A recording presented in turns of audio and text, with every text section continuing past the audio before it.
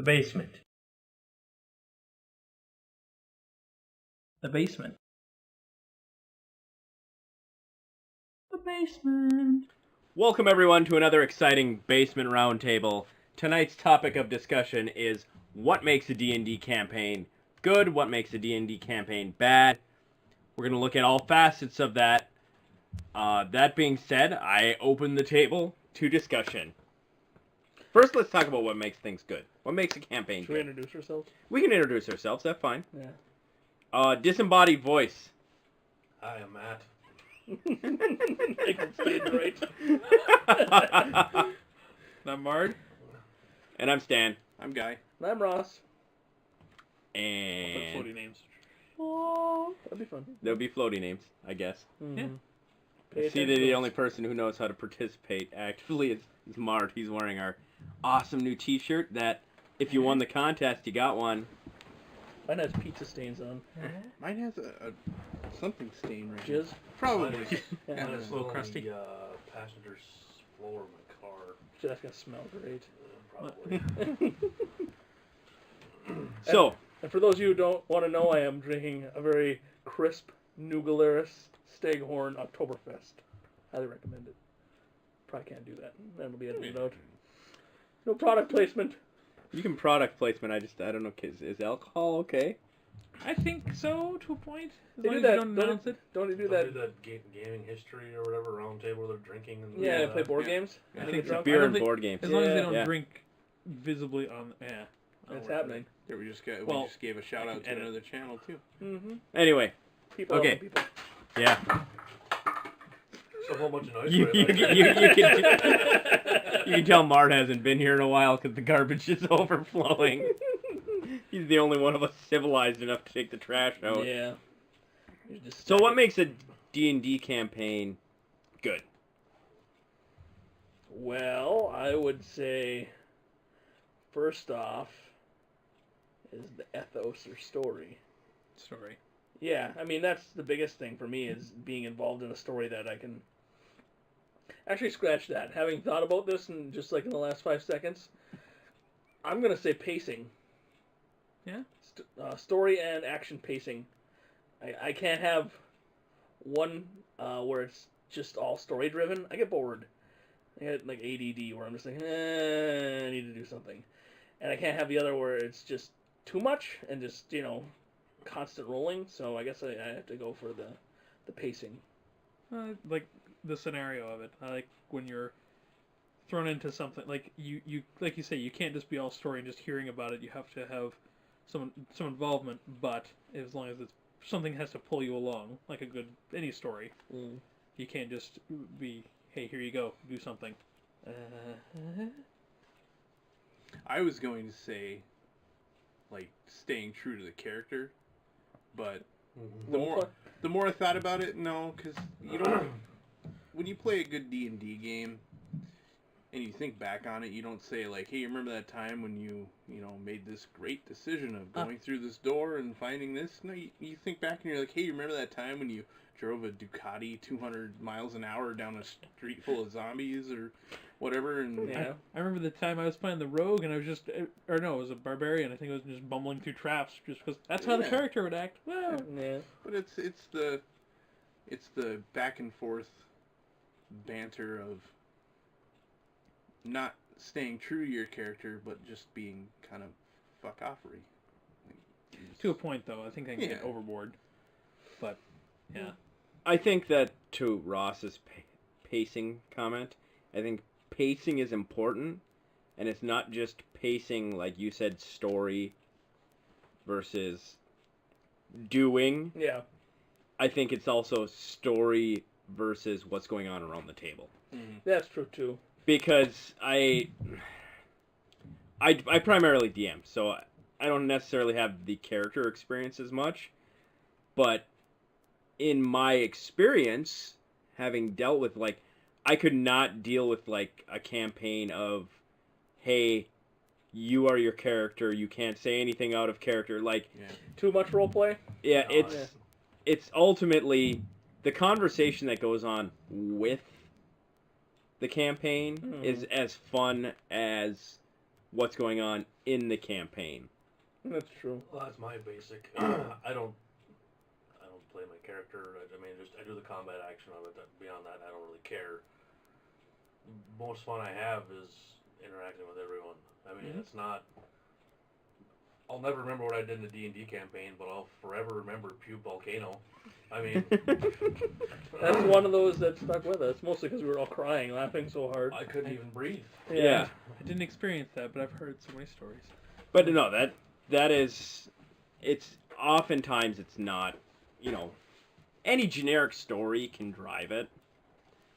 But I think that what keeps it interesting is what's going on around the table. I'm gonna add controlling the randomness into this, and not just like randomness. Like, I like randomness of like people making random actions to an extent.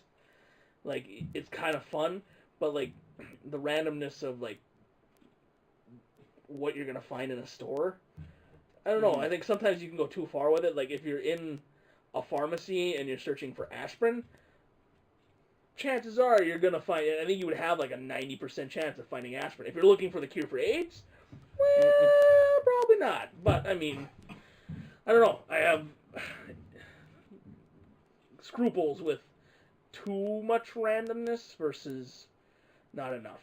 And I like when, like, Wright is here and he does his random acts, for the most part. Sometimes it can be a little detracting.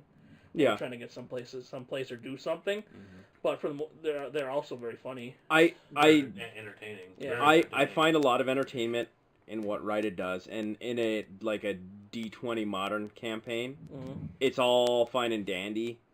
Because when you're dealing with something like that, it's, okay, D20 modern, you're just a guy that has whatever skills. Yeah. When you go to, like, the D&D world, and he insists on playing a paladin, but being the most fucked up person on the planet, yeah, that's when it can be a little bit of a struggle, and it gets to be a nightmare to manage that of, I only want to be a paladin because I want the really cool abilities, not because I want to deal with any of the other stuff. Mm-hmm. Beacon of goodness. That time I come up through an elevator, the guy's standing there. What do? Punch him in the face. Very, very beginning of a D20 modern campaign. Everybody's standing in a room, or standing in an elevator. The elevator doors open. There's a guy standing there. Nothing else is described. Just the guy standing there, right immediately. I punch him in the face. Yeah. And we have no idea what we're doing now because he was going to tell us. Yep. And you know what? That makes it interesting. And it also, because of the character that Wright creates, he almost always creates the same character. Yeah. But because of that character, he's playing in the game. Mm-hmm. Well, and that stuff keeps you on your feet as a DM, too, because it's unexpected, but... Sometimes it's interesting, and sometimes it makes it fun. Other times, it just gets to be a pain in the ass. But you got to take the good, you take the bad. You take the time to script out a story that has some loose plot, and if you have people that are constantly just trying to derail it, it's kind of like, well, what's the point then? I mean, you don't do a D&D campaign to just do completely random acts. I guess you could, but what? Wright is all about ripping off the first page and throwing the whole book away. Yeah, I mean, you got to have some story, some progression, some reason to play, and whether that's developing your character, seeing the end of the story, maybe you want to loot, I don't know, but you gotta have some. And if you just continually depart from rational sensibility, if that makes sense, so I'm not even talking like making rational choices. I'm talking about you're a paladin and then you decide to go and kill babies, type of things like that. Like, you come up to a crib and it's there, I'll punch it in the face. Okay, well, that's not really as a beacon of goodness as paladins are supposed to be. You don't necessarily want to do that. Yeah, you do doing something different each time, and like having different settings, and like also, I always thought that was the point of a good DM, was being able to rein you into a point, but let you still be free and do it, and not feel like they're just honing you down this course. Or I give you j- the illusion of choice. Yeah. Well, Smoke and mirrors. There you go. yeah, sometimes that is a lot of DMing is the illusion of you made a choice. Yeah. My biggest, multiple struggles, but my biggest struggle with the D&D campaign, with any campaign, D20 Modern, anything, DMing it, is, all right, Ross, it's your turn. And Ross, Ross never does this, but if Ross goes, huh, what's going on? Yeah. Like, oh, why are you here if you're not going to pay any attention? And if it happens once, it happens. And that kills the pacing. That's Yeah. also it's in-game pacing and non-game pacing too. Well, and it happens at times. Pubcano, we didn't get rolling again for like half an hour because everybody had to like catch their breath. People had to get up and walk around. Collect themselves. Before I had to smoke a pack of cigarettes. Before I even started playing, I'd come back from work in Michigan, and my whole goal was to drink a bunch of beer and get drunk and wreck your D&D campaign. And I succeeded one time. I just didn't even draw anything on the map. But that in and of itself can be just from a DM standpoint of it as a DM coming from someone who I DM a ton. Pretty much exclusively in this group. Jory's done one, and I think C-Mac has done one or two, but they're not. Did Kevin ever do one? No, he could. I know Yoda did one, and I didn't hear rave reviews about that, but I don't know why. He has a very, very, very in-depth knowledge of the topic. Okay. Of everybody, he may know more than I know. In fact, I'm sure he probably does know more than I know. The biggest struggle I found, that of what I heard, feedback as far as Yoda's campaign was, it was streamlined. Like you said, there wasn't the illusion of choice. Yeah. And it never really progressed that far. And I played with other DMs. Tony DM'd and Joe DM'd, and there's a lot of other people that I've played with that have DM'd. But one of the big struggles for me is like, okay, we're going to start a campaign. I'm going to spend, it might only be a little bit of time here, a little bit of time there, but I'm going to spend months probably prepping this. And I generally don't go, I used to like, in my head, figure out this whole campaign start to finish. And that's when I started to realize that I'm streamlining you. Yeah. And you can only smoke and mirror so much. But now I at least try to figure a few sessions out. Like, the general direction we're going, and then I kind of play out that feeling and I build from there. But it takes a lot of effort to build that. Yeah.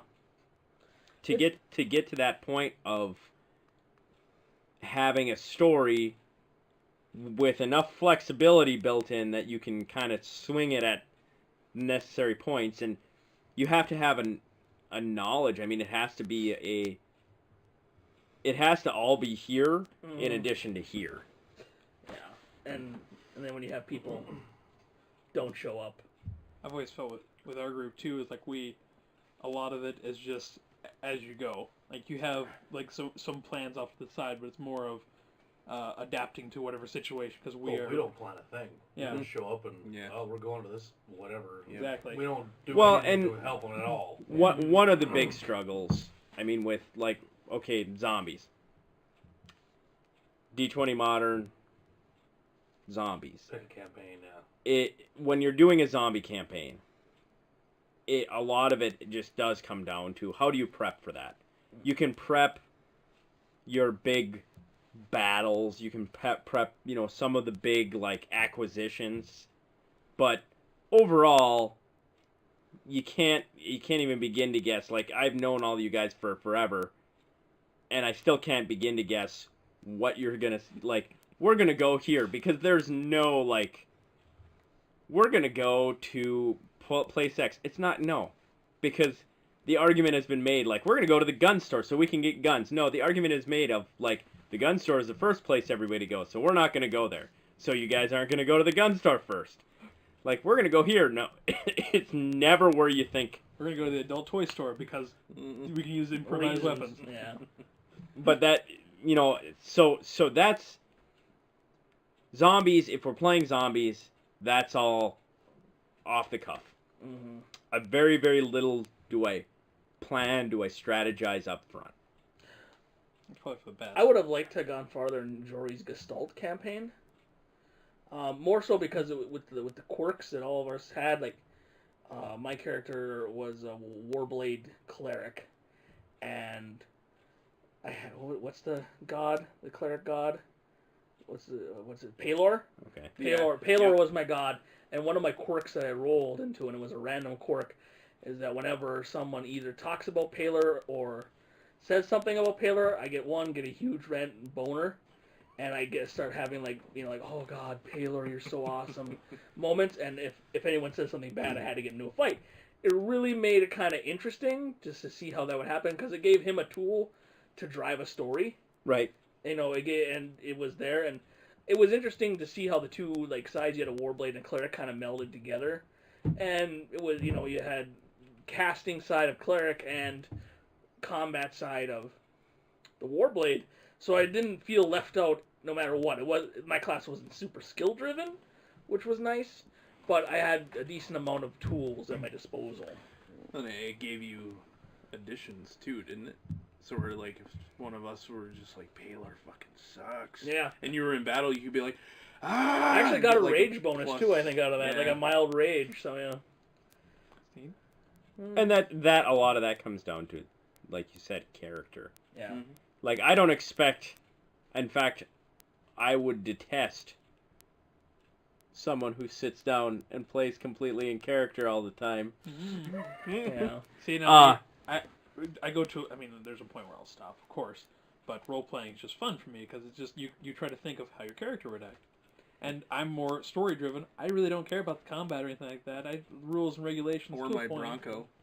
You Yeah. don't care about Yeah. my Bronco either. That's fun. Trying to make a turn. I'm gonna swoop in and make this U-turn. How at 40 fast are you going? I don't know, about 40. Yeah, no, but I would be in a But panic. no, and the thing is like, it's good to take a character and, like, as a playing character, when I play, I take a character and I try to give them personality, whether that be my personality yeah, or whatever the personality of that character is, and I try to play them as such. Obviously, you're never going to be 100% perfect. You're going to do things out of character. It's just, you meta a little bit.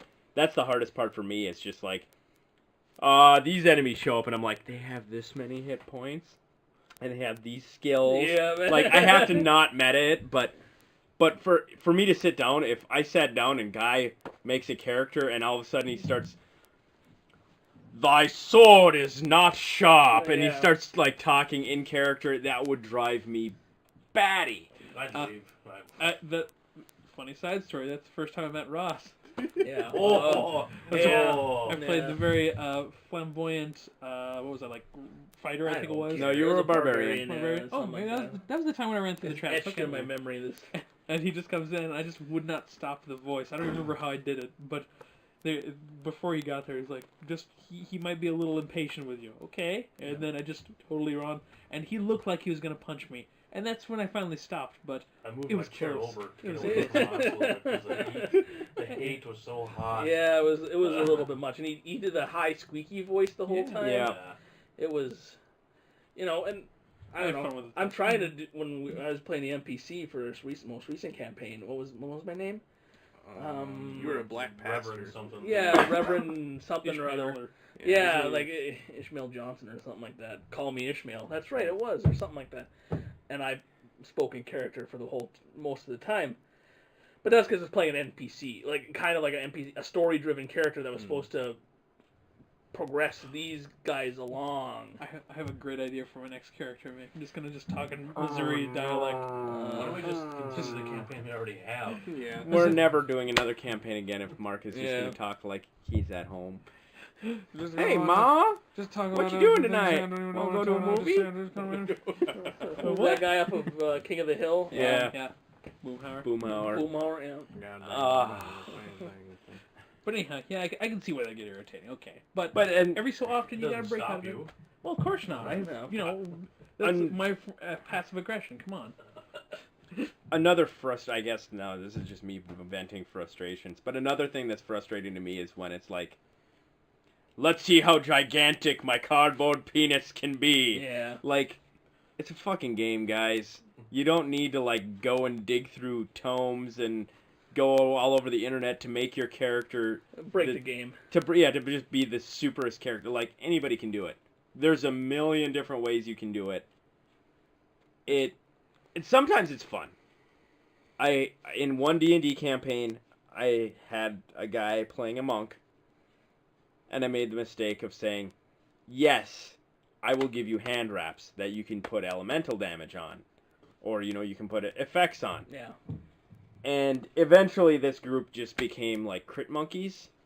It was a whole party. There was no fighters in the party. It was a bard, 2 rogues, a monk, and a cleric.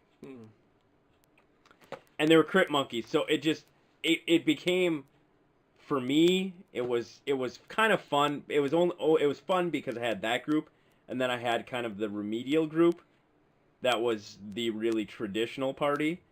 So and they went every other week. So it was for me to create challenges of like, okay, I've got undead, I've got constructs, like things that are immune to crits. Mm-hmm. There was some enjoyment in that. And the thing is it was such a wacky party. Like, the party dynamic was so crazy that it was actually enjoyable. But that, when somebody is just like, well, if I do this, I can get 3 more hit points out of them, and I can do this, and, like, who cares? Congratulations on your cardboard cock.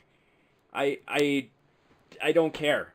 That stuff comes in handy when you're, like, in a really tough battle. But if it's just random, Yeah, but the thing is here and there, as a DM, I look at it this way, like levels 1 to level 10, I'm there to be the shepherd and kind of nurse the party along and make sure they don't get slaughtered. And not that members of the party dying, it's not a bad thing, and it can help with the story. But that's kind of my job, is to I can fudge numbers and I can create things that can be completed by the party. And you move that along to level 10. Once you hit level 10, that's when you kind of let the PCs go and you stop. And sometimes you have to start fudging in the other direction, where you start putting more weight, stress on them, because that's when the party gets I hate powerful. as a player more often. Well, I've never DM'd in a traditional one, but I hate as a player going by the book strictly.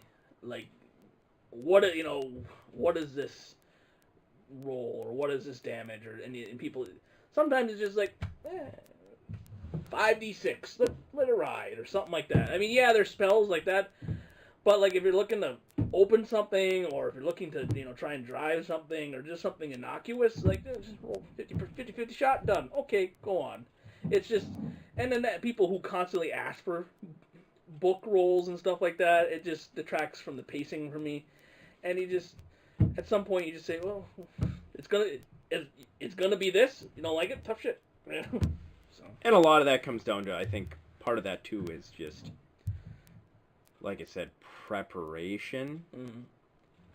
Of, if I'm playing in a campaign that somebody's DMing, I make my actions. And I continue to pay attention to what other people are doing, even if I'm conversing. But I already know what my next step is going to be, and if it's going to be something that isn't necessarily implanted here, I'm going to ask for that book before I do that. Yeah. So that I can say, here's what it says, this is what I would like to do, what is your opinion? There's that, and then there's also like people that have to be fact checked, or have everything that the DM says fact checked. Like, is there a real difference between a fireball doing 5d6 and 66? Right. I mean, is it really that important, or rolling a d8 for a skill, or a d10 or a d12 for some sort of skill check? as the DM, you get creative control too. Well, that's what D&D is. Yeah. You shouldn't have to be like, I want to fact check. You'd be like, I'm the DM. These are the facts that he set in this world, Yeah. whether it's the right way or not, or trusting in him. There's some disputes that are worthwhile doing that for. Right. And then there's, I think the majority of them, when they come to disputes, it's not worth it. It's just not worth it to take the 20 minutes to source through the books and kill the pace of the game. Because then you get people who aren't, fact-checking it, then they start conversing even more. and then they're not paying attention at all. Right. I mean, let's face it, we're all pretty goddamn ADD. Mm-hmm. I mean, the minute like a conversation lulls when we're down here, phones are out, and other things. We live in a world of screens and constantly bells and whistles and things going off in our face. So yeah. Side note: my favorite character that I ever built, Thad Castle. Disco or what was it like? Speakers in your rap vest music? or Yep, whatever. wore was a tank for the D20 Modern campaign. Wore a riot shield and heavy like breach vest, and I put police sirens and disco music on my vest so I would attract zombies. Yep, and would just sit there and just like.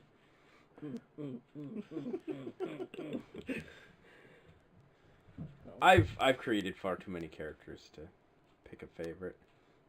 You know what? Actually, my favorite character, I think I would have to go back to the first time I played 3rd edition D&D. And I made a fighter, just a beefcake fighter, which They're pretty fun. later, well, Was it a double-bladed one? No, DDO came out, and I basically made Ruggin after in his likeness Okay. of just the brute strength, two-handed weapon. Dumb as a Crush bunch of things. rocks. Not smart. Well, it wasn't that he was dumb. He wasn't brilliant. He was a mercenary, and he was very sold on being a mercenary. Okay. And his second love was cooking. Okay.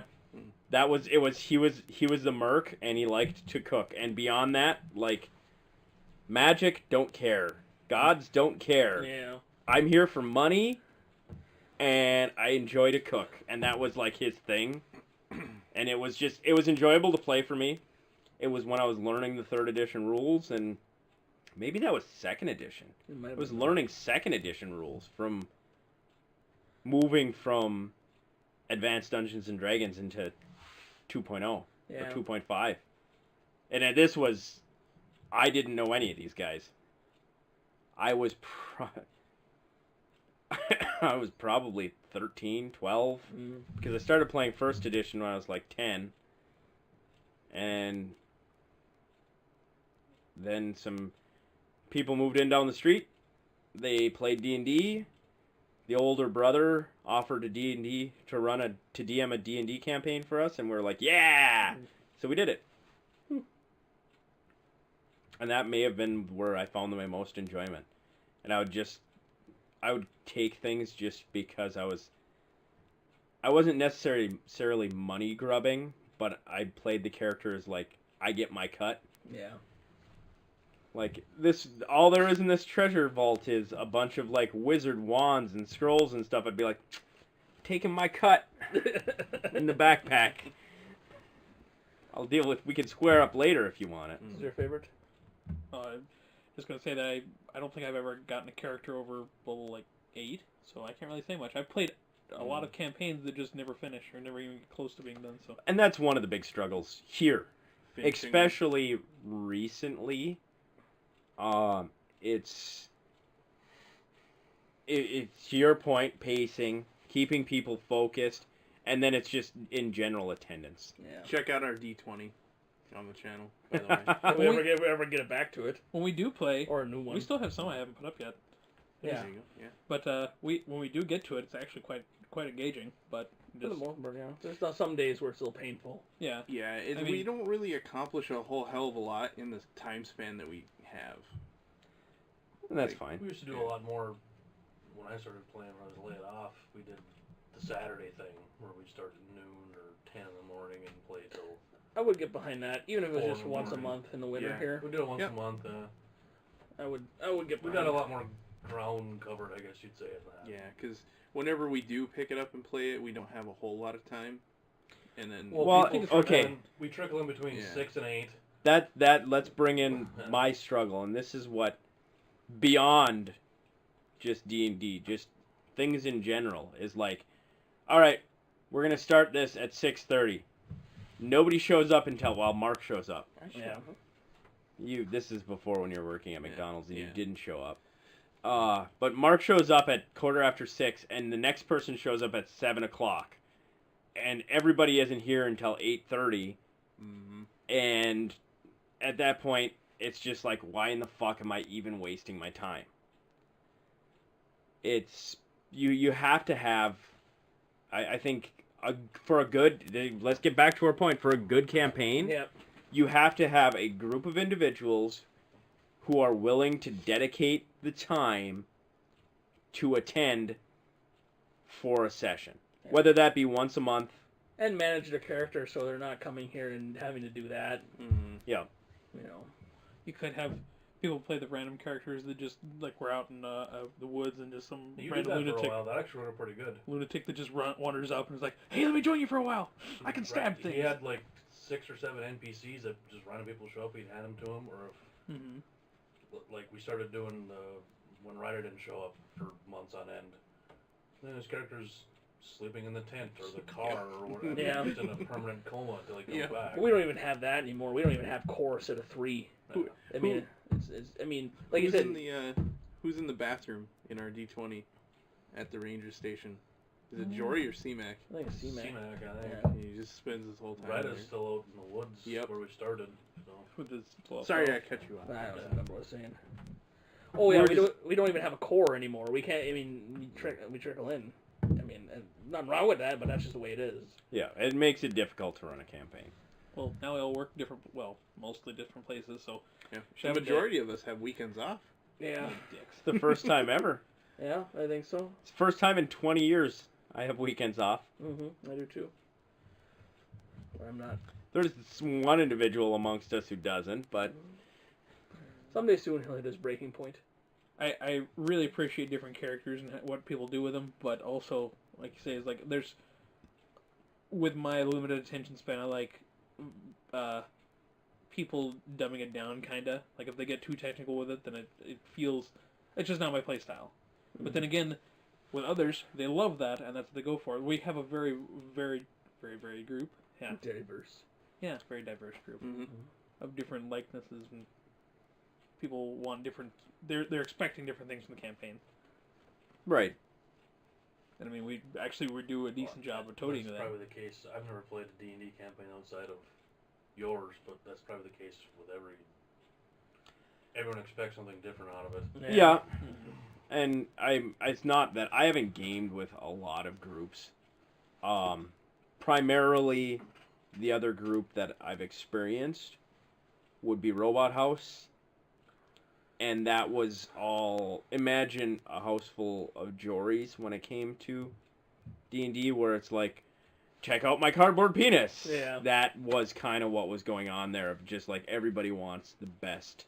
I am Superman. And I personally, when I make a character, don't necessarily find that joy.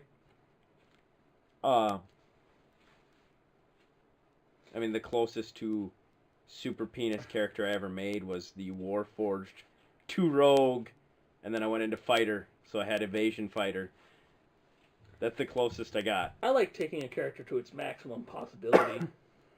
That's part of the fun for me, is planning it out and saying like, this is what I'm going to take at this level, and this is, and not maximum possibility for like out of all the characters, but maximum possibility for the role that I want him to fit into, him or her.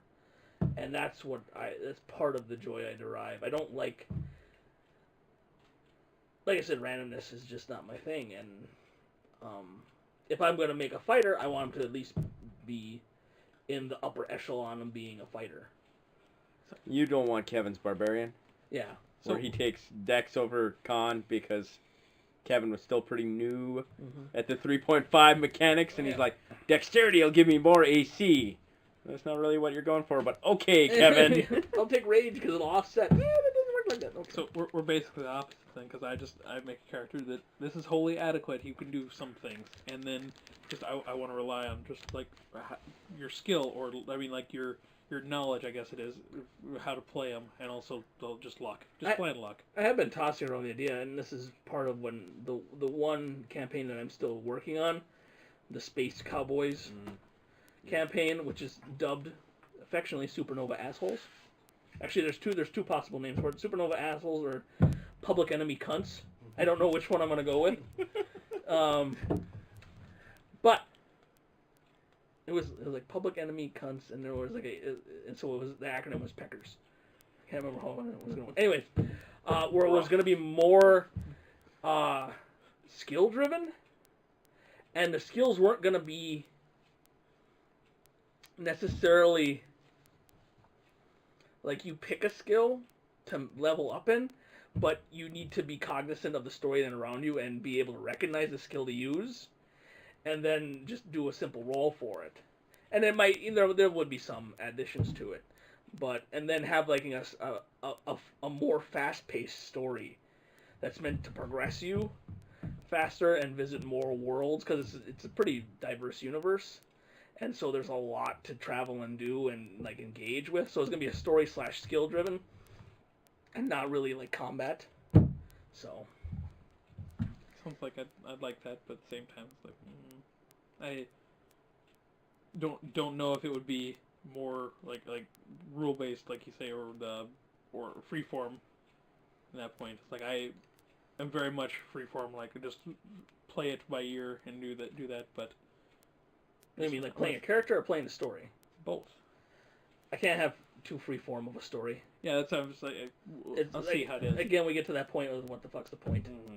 Like Well, if yeah. it's just a if you're just gonna plop it, like it's why I hate open sandbox games. Uh-huh. Like wander around here and maybe do some shit, maybe not. Like No, it's not why I spent $60 in this game. I want you to tell me a story so I can progress and find it out.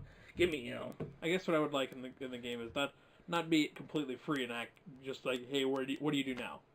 Not like that. It's like, hey, your ship's on fire. How do you what do you do about this? Like, do you try to choices. Yeah. Any good campaign has choices. You have a lot of different choices, or you don't plan the choices out. You just kind of roll with that. Yeah, well, yeah, that's true too.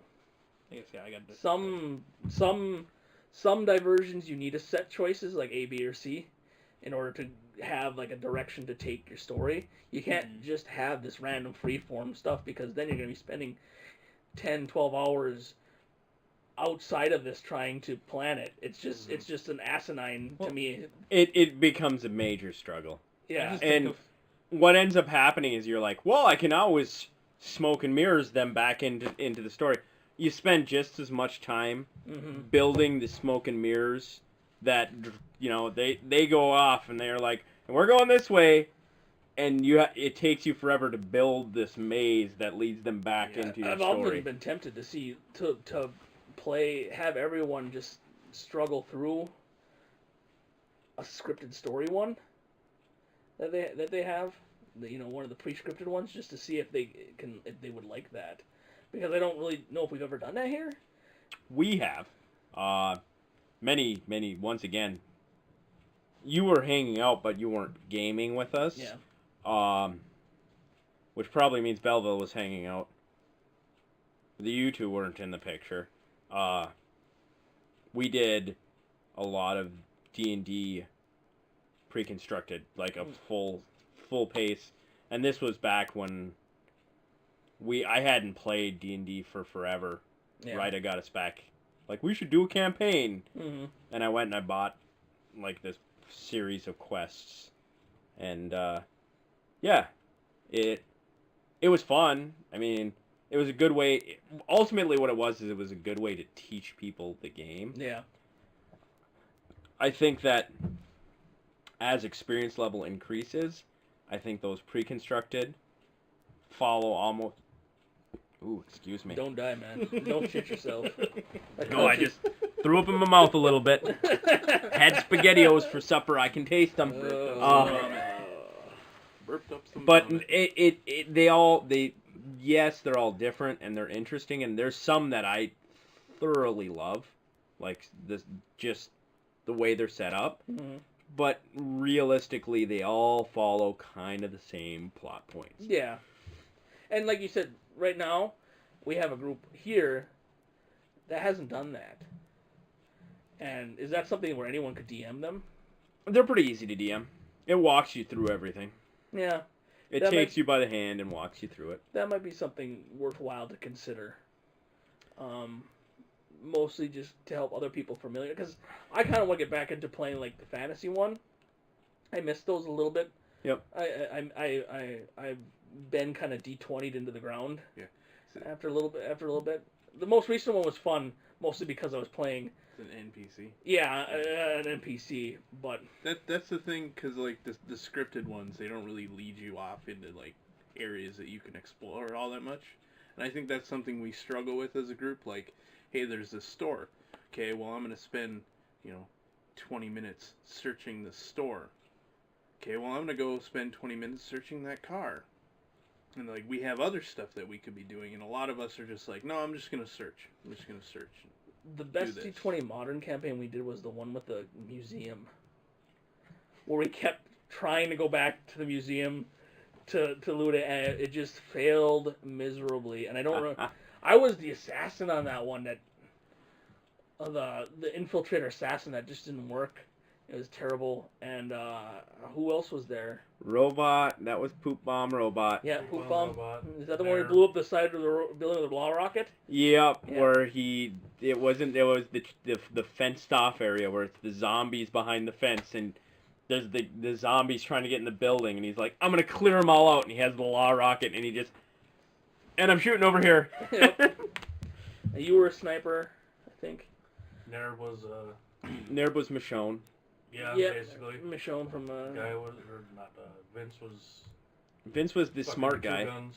Yeah, he dual wielded, but he was intelligent. I think Rob was the tank. Rob was the tank. The He was the tank healer healer. tank. Tank Yeah, healer. yeah. This would plant his shield and just heal people. Yeah. And then, of course, Rita was Bonesaw. Yeah, The chainsaw. that was the original Bonesaw. That was the best one. We got pretty far in that. Were we We like did a lot of shit. level But 10, that, 12? once again, now going back to your point, this was a time when we would play on Saturdays. Yeah. And that was it. I mean, we would get pretty far in a campaign. It's hard to stay interested in a campaign week to week when all you do is you come here and you do, like, clear a building.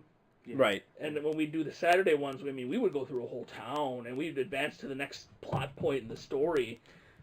And, well, and the thing is like, You spent 2 hours a session just drawing maps. Yeah. you would have, like, okay, in a zombies campaign, zombies obviously are, in our zombies campaigns, they're a major presence. They're not necessarily the major threat, but they're a major presence. So, we get together, say, at 6 p.m. one evening, and we're going to play zombies. Well, by the time everybody shows up, and everybody finishes going through their character sheets and fixing shit they should have Drawing fixed the other maps. times, and we get the maps drawn, we get shit figured out, then we're ready at 7:30, 8 o'clock, and one fight is going to take us till 11 o'clock at night. Yeah. And at that point, you're going to go, you're going to do something, you're going to get in a fight, there's going to be zombies, it's 11 o'clock at night, and now we're done. That's where the struggle comes in, and it becomes, once again, you got to have some organization. I wonder, have you fiddled around with the online map creators? I have a little bit. You've got a good map coming soon. Well, I don't know how soon, but That's you- way down the line. Yeah. But neither here nor there. Going back to that, to my thing with digital.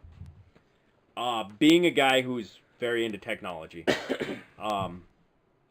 this is one case where I don't necessarily like the online map creators, and I should. Yeah. I'm the guy that can fuck up drawing a stick figure. Literally that bad. I did math homework for kids in exchange for them to do my art. That's how bad I am at art. It's not a skill I have. Not that terrible. You're okay. You saw my penis drawing of whack-a-mole when I'm like, this is what I want, Mark. And I want to bet, and it just looked like penises. It did kind of look like, okay, it's true. But as a result of that, you would think that digital map creation, easy way for me to create maps, Have them stored. have them stored, it would be super simple that way. Well, I think part of it is, part of my struggle is I don't necessarily like, when I'm coming up with an idea, like I think of a building. Okay, this is the building. I'm thinking of this convenience store. I have to start drawing it, and I start drawing the map and figuring the map out, and that gives me ideas, and I grow it off of that. Where with a map builder, I find it more difficult to do that. I've never even used them, so I have no idea what they're. I mean, I've got a bunch on that computer over there. I kind of liked Campaign Cartographer. It was just, that was almost too extreme the other way, where I have a tendency to want it to be perfect. Yeah. Like, if I'm gonna put this much effort into it, I want it to be perfect, and then my art skills don't back it up, and it looks like shit, and then I, like, fuck it, and I start over, get angry. Two things about that. I always figured, before actually seeing you make it out, that you just said that there's this, and this area, and you just can make up, like, any sort of room you want. Like, you plan out, it's this big, just some maneuverability, it's a building. We did that for a while. Okay. I mean, I can see It sped things up, but it was hard for you. So. In a D&D campaign, everything that I have planned has been pre-drawn. And it's been oodles of pages of notes and stuff like that. I realize that because every single time you've handed it to me, I've done it incorrectly. So, yes. That's true. With D20 Modern, with the zombies, the campaign we were just talking about, the Saturdays campaign, that I pre-drew things. Mostly because the group got together and had a consensus enough that at the end of a Saturday, we've played for 12 hours, as we're packing up and cleaning up and getting ready to call it a night, the group would say, next session, let's do this. Which would allow me to have, and we usually did them about once a month, and it would allow me to prep in that month's time and get a map or multiple maps. And once again, that actually gave me more opportunity to use smoke and mirrors to direct them in the direction I wanted them to go. Well, we did that with our current sessions, except that we had a tendency to say, hey, we're going to do this, and then next week, what are we doing? No, we're doing something else. Okay. Well, that's the thing, it wasn't next week, it was 3 months later. Yeah. Well, I mean, even some short-term prep, we totally undermined it because we just chose something else. It's it's very difficult to DM. Regardless of, I can, there's people that I love on a personal level. I'm very good friends with.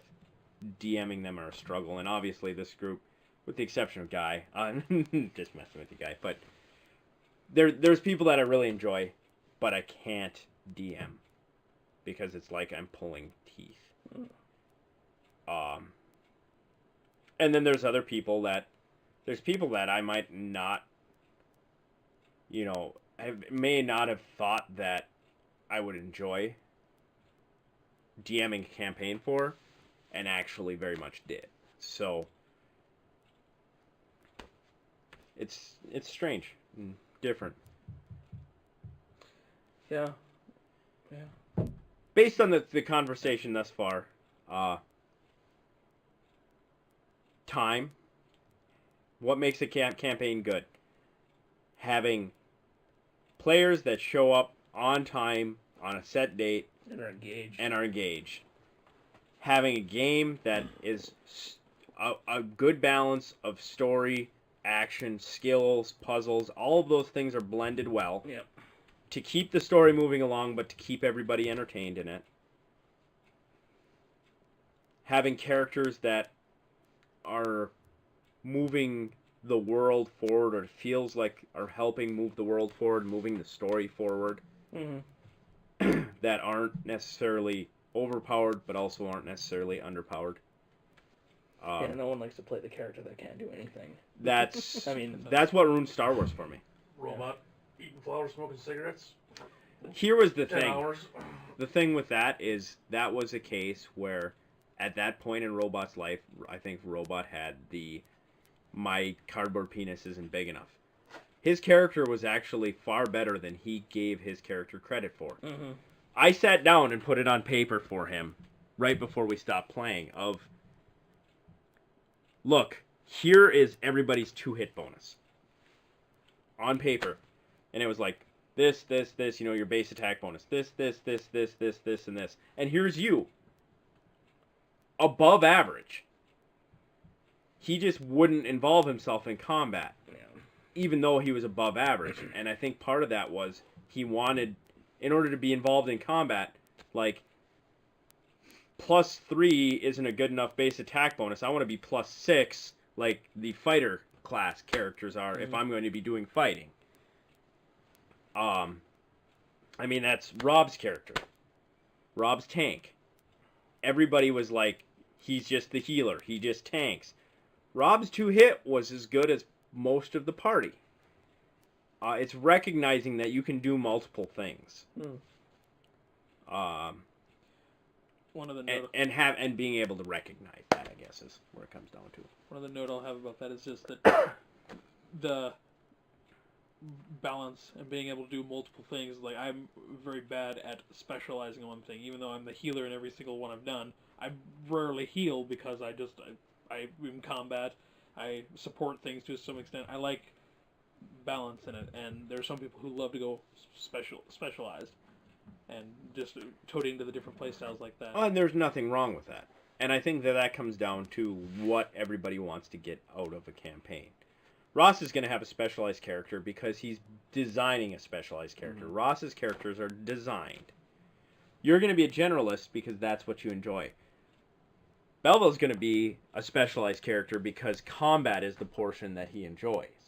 So he's going to have a combat specialized character. Guy is going to have a character but then never show up to play that character, so... Watch YouTube videos on his phone while we're playing Yep. or something. Yeah. That is... Personally, that's like the one thing. Like, you want to see me go 0 to pissed off in 2.2 seconds? Just take out your phone and start watching a video while I'm DMing a campaign and something is going on. Telling a story notes. Shane is quite notorious for ADDing out. Yeah, well, and that's Shane's personality. Yeah. That's why But he he- got blown up in Star Wars. Yeah, he died right away. I remember that. He's like, "What? I can't die." And I think it was Joy's like, or C-Mac. Who was it? C-Mac. C-Mac. It's like, yeah, you can. That's all. Well, and the whole time he was a Jedi, and Kevin and I were Jedis, and he was like, "I'm gonna go dark side. I'm gonna kill you both. I'm gonna go dark side." And we were like, "You realize we have to kill you if you do that, Yeah. right?" Yeah, we built your characters way better than you. Just Yeah. Well, it's like you're detracting from the story at that point where you're just like, "Fuck it, I'm gonna go dark side." Like, well, now you're out of the party because we're gonna kill isn't you. that like Yoda's necromancer and Ryda's paladin? And that was the one time that I think Ryda actually played it off well. And this was many years ago. Where I don't even remember what made Yoda mad. Something made Yoda mad. And eventually, what it winds up being is he's pissed. I think he's pissed off because he wants to make a necromancer, even though we're in a neutral good campaign. He wants to make a necromancer, but Ryda is a paladin. So the first thing he does is he stabs Ryda in the back. To which Ryda actually plays the very paladinly of like, okay, you made a mistake. Good, forgiveness, it's okay. And then he tries to wipe the entire party by throwing fireballs in this tiny room that they're all in. At which point I believe Ryda kills him, but whatever. That can be a frustration too, of just as a DM, that can be a frustration. It's like, if I'm making a neutral good campaign or if I'm making a lawful good campaign, let's say I would never do it because that's too goody for me even.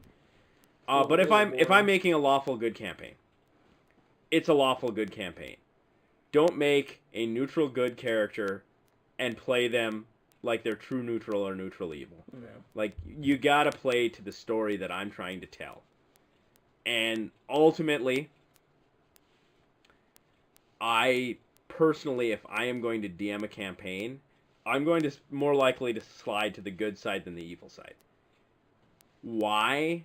The biggest reason now, when I was younger, it was because I was like, oh, but that's about heroes. And Yeah. now I am so sick and tired of pop culture shoving the fucking black death and destruction down my throat in everything. Like, everything is always horrible. The bad guys are always gonna win. Like, fuck. I really, when I say I like good story to it, it's like there's a point where it's too much. Like in D&D, it can get really over the top of too. I'm trying to think of a good way to word it. Like Lord of the Rings. Like I appreciated that, but like The Hobbit was a little too much. Don't need the backstory of every tree branch. Exactly. Yeah. Like you want to have a balance in there, and you want to read who's playing too. Like we're all very degenerate souls. Like we want to play a game where it's you're helping people, but you're hurting people too. It's like balance. I've always been the balanced sort of. I don't want to see good or evil win. I just want to see things happen and have moral or the reasons why behind it. Mm. And like if you're doing too well, somebody comes along and messes it up, or you're doing horrible things, somebody comes along and just stops you because you're a fiend. Something like that. The struggle with either way of having a group that's good, that's too good.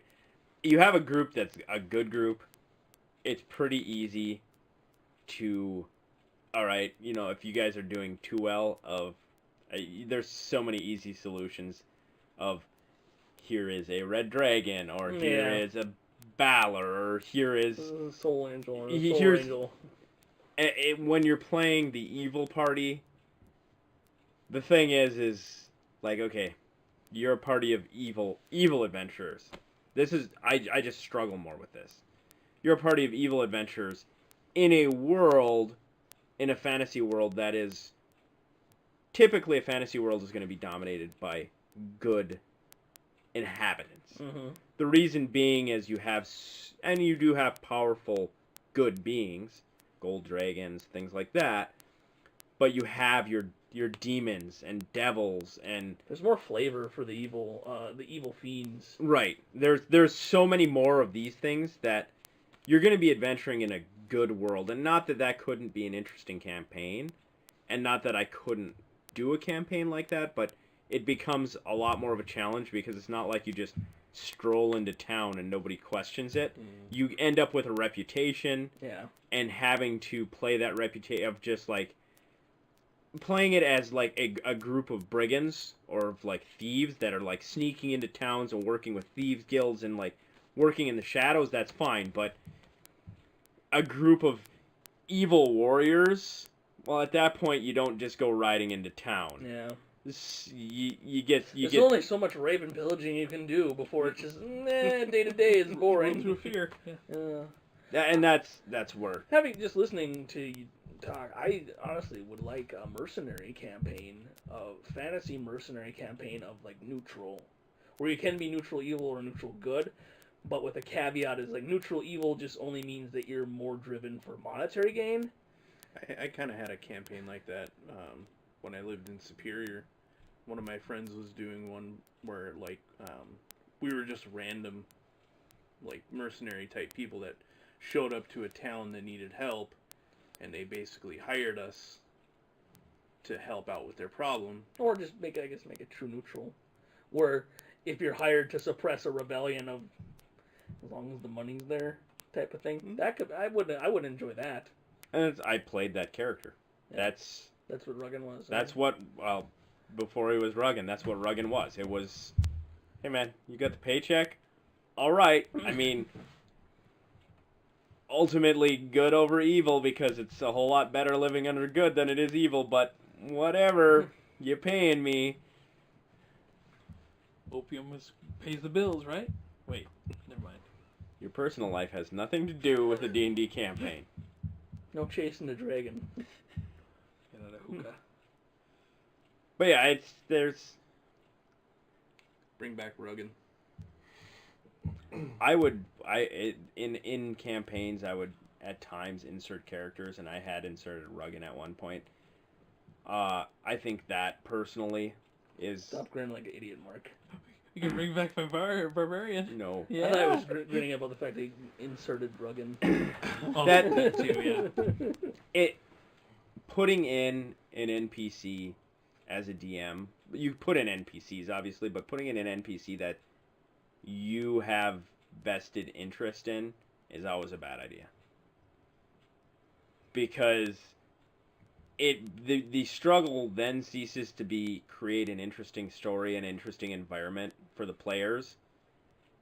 It then becomes you're constantly trying to make sure that the character you've put in is not overshadowing these characters. Or maybe if you're on the other side of it, maybe it's constantly making sure your character overshadows the players. And there's times where an NPC that is necessary, and that's part of the story. Just but to make sure you don't get a cock who comes by and I'm gonna fight your NPC and kill your story. No, you're not. right, Dead. but it's that it becomes a struggle. You can't have put that much value into a character that you're putting into a campaign.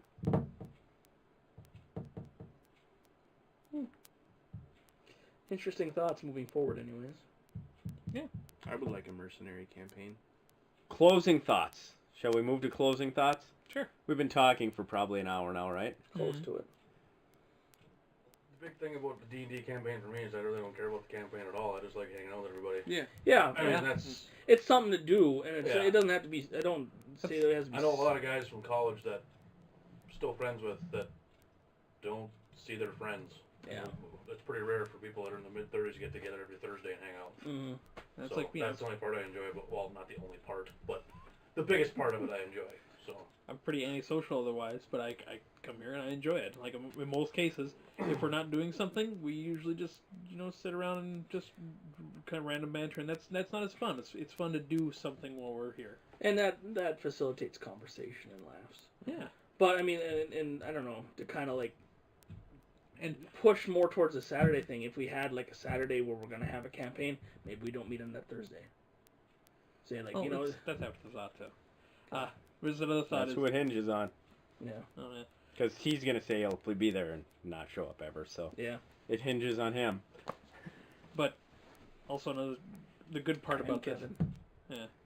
good part about coming over and just doing stuff for a little bit is just that you learn a little bit of patience with people too. Like you don't if you get irritated with people. Oh, I don't have that. Yeah, you do. I don't either. You guys, You know the Those fuck days will very, very You're much go still away here. sooner or later. but you guys show up still, so I must be doing something right. Yeah. It's only a couple hours a week, so it's not that bad. Oh, okay. Yeah, dick. And the thing is, I guess there's a drawback of a Saturday or Sunday, is that if 4 people are going to invest a whole day to play a campaign, and then one person ducks out at the last minute without letting anyone know until the last minute, there's going to be a whole lot of singed assholes in that room. And at that point, like, if that happens once, then I'd probably be done. Because it's like, okay, emergency happens or something comes up and you let us know as soon as you can, that's different. But if, everyone's planning, Stan's doing the prep, or who is ever DMing is doing the prep, and Saturday rolls around, we're supposed to be here at noon, and then someone shows up at 3. Or someone just wakes up and is like, I don't feel like doing it. Yeah, I don't really foresee a day event being very often. Like once a month, maybe. That's what it would be. That's what we do. Yeah, we're not Yeah, talking I mean- about every week. No, once a month. Yeah. You do it once a month. But with me, it's like a few hours works a lot better for me because I can easily duck away from that. And now, if you're doing it for content for the channel, even doing it once a month, you can get a whole chunk of content. I don't. You know what? And Here's you can- here's the thing. I don't care about content for the channel when it comes down to this. Most of it's unrecordable. Well, even if it's Conversations are terrible. Yeah. even if it's recordable, That's cool. Yeah. that's neither here nor there. It's about the enjoyment of doing it. Yeah. Mhm. And to me, that's like D&D it's about the enjoyment of doing it more than anything else. And I feel that doing stuff for the channel motivates us to do it, and we enjoy it. But there's a point where we're doing it just to generate content, and that's not the best way to go about that. No. At least not with D&D. Even Not when anything. when we generate content, we have fun with it because we forget that we're generating content. That's the secret. The secret I found to good content generation is don't generate content. Just do something. Mm-hmm. Do something you like, and it'll translate. All right, everybody leave the room. I'm going to do something I like and generate some content for this channel. Can I do something? Oh, Why's the channel shut down? All right, on that note, on the masturbation joke note, we bid you all adieu. Thanks for tuning As in. always, we're The Basement. Thank you for watching. And give us a subscribe, and you never know what might pop up on the channel. Mm-hmm. Masturbation. Masturbation.